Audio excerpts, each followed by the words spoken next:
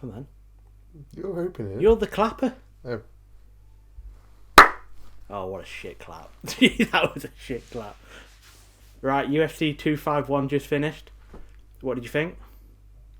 Are we going straight into it? Straight into it. No introductions today. Okay. No introductions. Okay, so firstly I want to start with Paige Van Zandt. Okay, do you follow Paige Van Zandt on Facebook or Instagram or anything?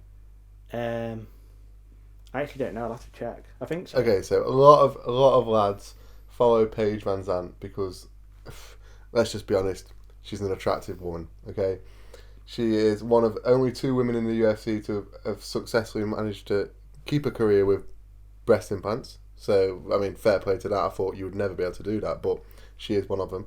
But she's recently started posing for photo shoots and growing her Instagram brand. So she calls to the UFC and gets, well, essentially wants loads more money for the fights that she does now because she's grown herself outside of fighting.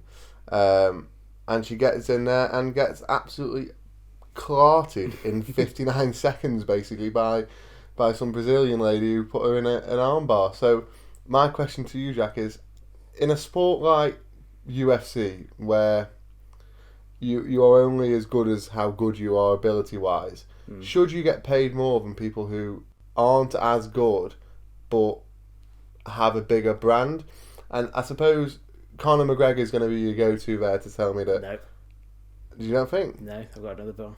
Go on then. CM Punk. You're getting on the main do you card think because of his name. Do you think It's the same CM Punk thing. would have got a big amount of money there?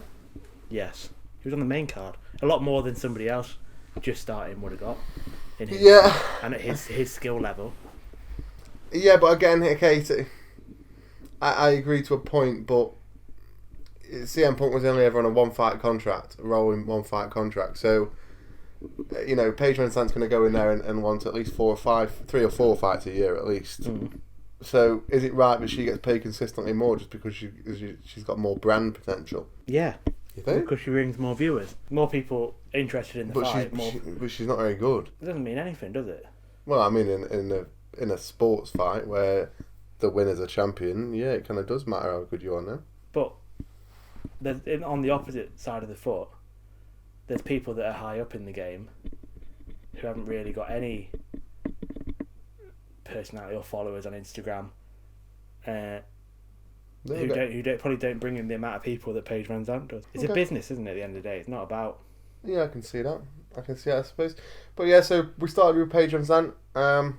Moving through the weight classes, 2 fights I was really looking forward to was Holloway versus Volkanovski. Such a weird sounding name for an Australian. But no, they obviously fought several months ago. Where Volkanovski took the decision. Holloway always thought he was the winner of a fight. You know, I sit on the fence with that one, to be quite honest. But yeah, I think Volkanovski did enough in that first, to be fair. Both fighters have said they wanted to put each other away, obviously, going into the second bout. And I watched that fight again, and it was essentially a carbon copy of the first fight. But I think this time, Holloway just brought that pressure he missed in the last fight. And I think everybody from Dana White through the media and everybody at the fight thought Holloway was a winner, and he didn't. But the UFC need to get on top of this, man. They need to get on top of this refereeing because it's going to start putting viewers off. So they could always bring in VAR. Wow. And then Masvidal Usman. That's what I'm saying. Masvidal Usman. So this was always going to be an uphill struggle for Masvidal. You know, 6 days notice. He had 20 pounds to cut, I think, in 6 days, which if you're watching this in the UK, that is about 8 kilos. So 8 bags of sugar he had to drop in 6 days. It was a lot of weight. When you think he made the plane late as well because he made his taxi driver pull over to get a pizza. This shows you what kind of frame of mind the man's in, Jack. He just looked dangerously quick for me in that fight. I think you put Masvidal against McGregor and he absolutely rinses him for me. He doesn't. But yeah, no. But going back to the fight, it was just 25 minutes of you know, Masvidal pressuring, not pressuring for 2 or 3 minutes because he was knackered, then pressuring again, not pressuring. he never got into a flow for me, but he looked for quicker fire. In the stand-up, he's clearly more skilled in the stand-up. You know, this is a guy who's fought in the back streets with Kimbo Slice back in the day when he was alive, God rest his soul. But, you know, I just feel like on an 8-10 week camp, Masvidal could overturn Usman. And for Usman, who's on this ridiculously long running streak, you know, he's turned over the champ Tyron Woodley. He's turned over, well, Masvidal now. He's turned over loads and loads of contenders. What did you think of Fight Island? Well, how's it different from a normal UFC event? It's the crowds, the thing you're getting used to at the moment still. You know, not having a crowd in the octagon. I kind of enjoy it more in that sport. I think sport by sport, it's different, and we are going to have to adapt. Obviously, in the coming months, we all have to do what we have to do for the benefit of everybody else. But in UFC, it's quite good because you get to hear the instructions.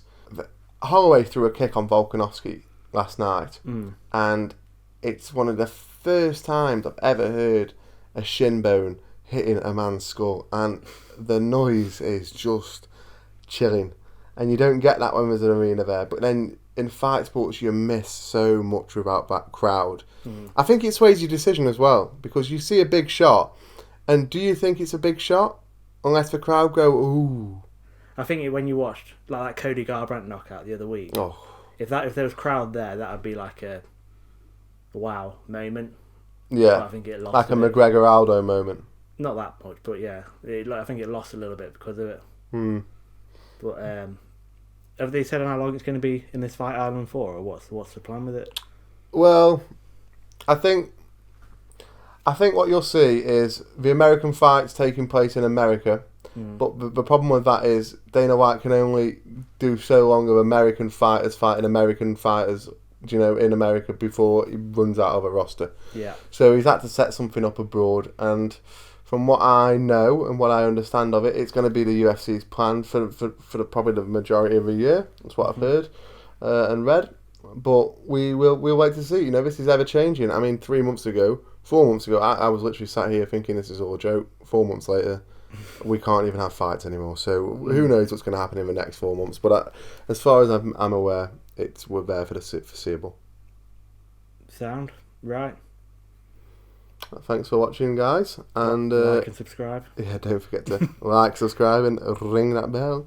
But no, thanks for watching, guys, and we'll see you on the next one.